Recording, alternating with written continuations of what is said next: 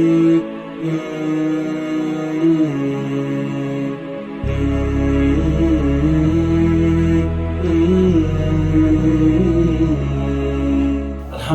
Rabbil Alamin wa salatu wa salam ala Rasulillah wa ba'd. Assalamu alaikum wa rahmatullahi wa barakatuh. Dans cette émission, Inch'Allah, on parle toujours de l'utilisation, du mauvais usage et aussi de l'abus de la notion de djihad. Dans notre dernier épisode, nous avons discuté sur 5 des options les plus courantes pour l'État au moment de décider quoi faire avec les prisonniers de guerre. Et ceux-ci sont libérés librement, les prisonniers par magnanimité, échanger des prisonniers, accepter une rançon ou une compensation financière, exécution ou châtiment des prisonniers coupables des crimes de guerre, l'esclavage des prisonniers de guerre ou travailler pour l'État, les familles des soldats tombés au combat ou d'autres soldats. Payer une taxe de vote jizya dans le cadre d'un accord pour rester en tant que citoyen protégé de l'État musulman. L'impôt, ce qu'on appelle jizya, était également à la place du service militaire. Inch'Allah, dans cet épisode, on aimerait discuter sur la libération des prisonniers de guerre et autres questions, Inch'Allah. Moi, c'est Teslim Adeyema et j'ai avec moi dans le studio aujourd'hui pour en parler sur ce sujet, Oustaz Mohsin Hamza. Assalamu alaikum wa rahmatullah. Wa alaikum salam wa rahmatullah wa barakatuh. Et aussi Oustaz Murtala Saad. Assalamu alaikum wa rahmatullah. Oustaz, soyez les bienvenus. J'aimerais commencer avec vous, Oustaz Murtala. La première option, celle de la libération des prisonniers de guerre, qu'est-ce que cela signifie? Libération des prisonniers de guerre dans l'islam. Que veut-on dire par cela? Alhamdulillah, wa salatu wa salam ala Rasulillah al-Amin, amma ba'd. Nous remercions Allah subhanahu wa ta'ala de nous avoir accordé une fois de plus ce temps de venir sur ce plateau échanger sur ce thème combien important, ce thème qui traite du djihad dans l'islam, djihad selon la compréhension des éminents ulama de l'islam. La question aujourd'hui, c'est par rapport à libération des prisonniers. Ça veut dire quoi? Cela, c'est quelque chose qui est fondé sur la décision coranique concernant les prisonniers de guerre. Et on peut simplement regarder dans la sourate 47, verset 4, là où Allah subhanahu wa ta'ala disait فَإِذَا لَقِيتُمُ الَّذِينَ كَفَرُوا فضرب الرقاب حتى إذا أثخنتموهم فشدوا الوثاق فإما منا بعد وإما فداء. C'est ça, mahal al-shahid. C'est-à-dire, Allah subhanahu wa ta'ala appelle et bien autorisé aux prophètes et aux musulmans.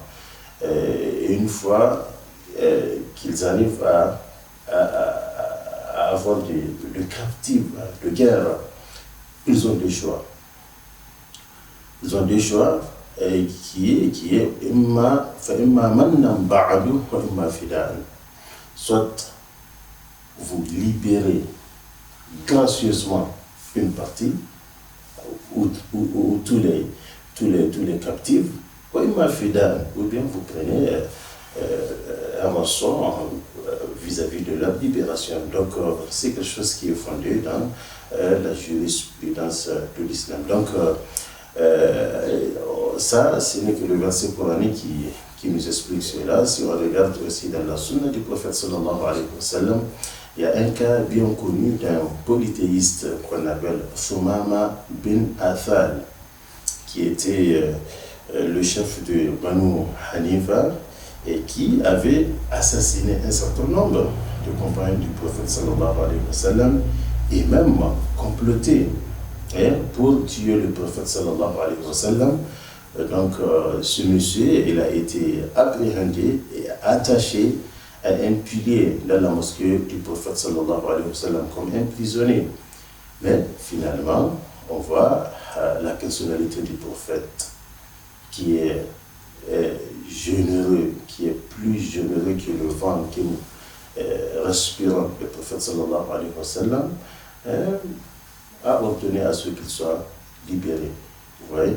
Donc, dans la plupart des cas, le prophète sallallahu alayhi wa sallam, il pardonne à ces gens de captifs et il ordonne leur libération sans qu'ils prennent de rançon. Donc, voilà ce qu'on peut dire par rapport à cette question. Allahu Akbar.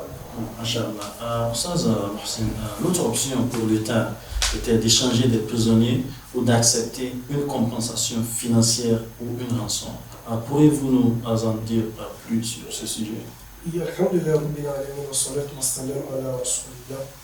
Oui, parmi les options, comme Allah subhanahu wa ta'ala a révélé à la communauté de Muhammad sallallahu alayhi wa sallam, nous avons le fait de faire des échanges prisonniers ou d'accepter une compensation financière ou une rançon.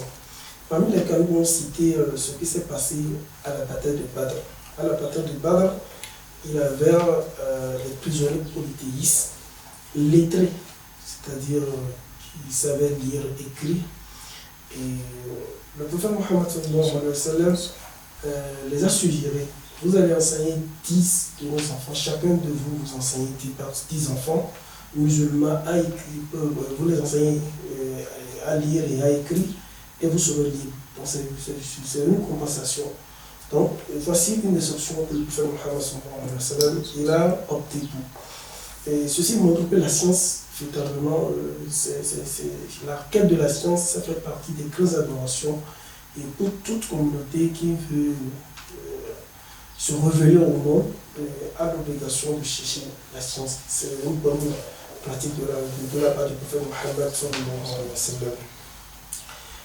Nous avons aussi également des cas où le prophète Mohammed sallallahu alayhi wa sallam a demandé à d'autres captifs de payer la rançon. Nous avons Abu Shamama al-Yahoudi, il a payé la rançon pour sa famille. Il a payé une rançon pour sa famille, afin que sa famille soit libérée. Nous avons aussi également qu'on appelle un compagnon qui s'appelle Sa'd ibn al-Nu'man. Il s'est rendu à la Mecque pour faire le pèlerinage. Et comme le courant ne passait pas entre la Médina et la Mecque, ils l'ont capté et fait partie des prisonniers là-bas. Et qu'est-ce qu'ils ont demandé? Après les échanges, ils ont demandé de libérer le fils de Abu Sufyan en contrepartie de qu'on appelle Sa'd al-Nu'man. Ce qui a été fait, c'est ça qu'on appelle les échanges des prisonniers, ce qui a été fait par le prophète Mohammed sallallahu alayhi wa sallam. Et cette décision doit être prise par celui qui est au sommet de l'État. Et si nous prenons le cas de l'État islamique de Médine, qui était au sommet, c'était le prophète Mohammed sallallahu alayhi wa sallam. Et le prophète n'oublie pas, c'est quelqu'un qui est toujours en concertation avec ses compagnons. C'est la meilleure des façons pour gérer la cité. On peut citer aussi un autre dernier cas, c'est la fille du prophète Mohammed sallallahu alayhi wa sallam, Zainab. La fille du prophète Mohammed sallallahu alayhi wa sallam, Zainab, s'est mariée qu'on appelle Abu el-As. Et il fait partie des gens qui ne sont pas. Zainab fait partie des gens qui n'ont pas eu cette opportunité de vite migrer vers Médine. Parce qu'ils n'ont pas permis à tout le monde de migrer vers Médine. Donc il a été arrêté, il a été empêché par son mari. Après les échanges, ils ont demandé de payer quelque chose pour la laisser venir maintenant à Médine. Qui? Son mari. Imaginez, son mari. Vous voyez que ces gens-là, c'était un peu véritablement incrédule. Et qu'Allah nous assiste. Et qu'est-ce que Zainab a donné? Zainab a donné son collier pour se libérer. Elle a payé une rançon. Elle a payé une rançon pour se libérer et se migrer vers Médine. Voici les cas palpables du prophète Mohammed sallallahu alayhi wa sallam, où il a des échanges, des rançons, et aussi par avoir des compensations pour lors des échanges, toujours des options, des options de la guerre. Merci beaucoup. Moustapha, qu'en est-il de l'exécution des prisonniers? Qu'est-ce qui justifie une nouvelle punition des prisonniers quand qu'ils ne sont plus une menace et que la guerre est finie? Alhamdulillah, effectivement, on peut, si on regarde cette question, on voit bien que c'est comme si, au premier vue, c'est comme si ces gens-là ont été punis doublement. Mais si on regarde clairement, on comprend bien que ces gens qui ont été les captifs, on les a finalement, chacun à ce qui le concerne, a été soit libéré ou exécuté selon le forfait qu'il a eu à commis. Et donc l'exécution de prisonniers, contrairement à l'opinion de certains érudits qui considèrent l'exécution de prisonniers comme permise, indépendamment de la gravité du crime qu'ils commettent. C'est-à-dire comme une option, on peut les libérer, mais on trouve d'autres prisonniers qui ont été exécutés vis-à-vis du forfait qu'ils ont commis, et ça se résume à ce point-là. Le premier point, c'est haute trahison. Sur le forfait qu'ils ont commis, de haute trahison, ça, on a trouvé beaucoup de cas là où le prophète sallallahu alayhi wa sallam a ordonné leur exécution, et on en trouve aussi le cas là où le prophète sallallahu alayhi wa sallam a pardonné. Ou bien ils ont commis le crime de guerre ou d'atrocité, ou quand le chef suprême de l'État juge que c'est pour l'intérêt national, c'est pour un intérêt suprême de l'État, le prophète sallallahu alayhi wa sallam à prendre la décision qu'il faut. Donc on peut peut-être citer les 3 hommes de la Mecque qui ont été, dont le prophète sallallahu alayhi wa sallam a ordonné leur exécution, notamment Nadir bin Harith et aussi Uqba bin Mu'ayir, tous les 2 qui ont été capturés dans la bataille de Badr. Et le 3e, il s'agit de Abu Azza al-Jumahi, qui a été aussi prisonnier pendant la bataille de Uhud. Pourquoi ces 3 hommes ont été exécutés? C'est parce qu'ils avaient persécuté les musulmans pendant la période de la Mecque. Donc ils ont commis le crime de guerre. Ils ont soit aidé ou bien eux-mêmes, ils ont mis à persécuter les musulmans. Donc le prophète, pour l'intérêt suprême de l'islam, il a jugé utile que ces gens-là doivent être exécutés. Pourquoi si on regarde, il y en a d'autres prisonniers qui n'ont pas été exécutés, clairement parce que leur forfait ou bien ce qu'ils ont eu à faire vis-à-vis des musulmans n'a pas atteint le degré qu'il faut les exécuter. Donc une autre preuve